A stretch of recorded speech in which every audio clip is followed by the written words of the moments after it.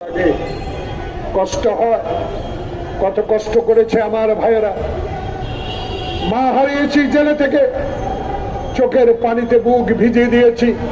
শেখ হাসিনার কাছে কোনোদিনও সেই আমরা সে দয়া পাই নাই। আমার বন্ধু ইলিয়াস আলী জগৎ তার ছোট্ট বাচ্চা নিয়ে গণভবনে যায়, তখন ছোট্ট বাচ্চা চিৎকার দিয়ে হাসিনাকে বলেছে, মা আমার বাবাকে একটু ফিরিয়ে দাও।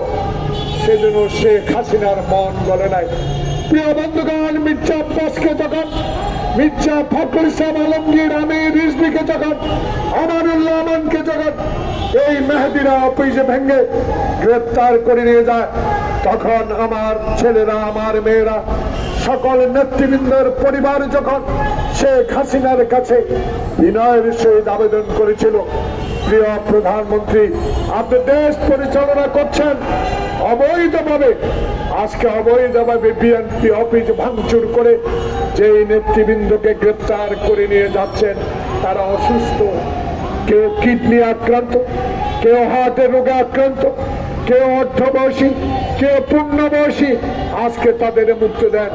সেদিন মেহেদীকে আইনের আওতা আনার জন্য আবেদন করার পরও আজকে কেন doctor professor Mohammad Yunus, IGP, commissioner, আইন শৃঙ্খলা বাহিনী,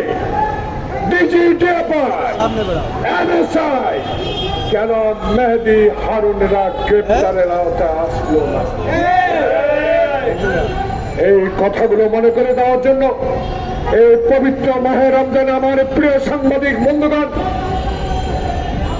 দয়া করে আপনাদের কথাগুলো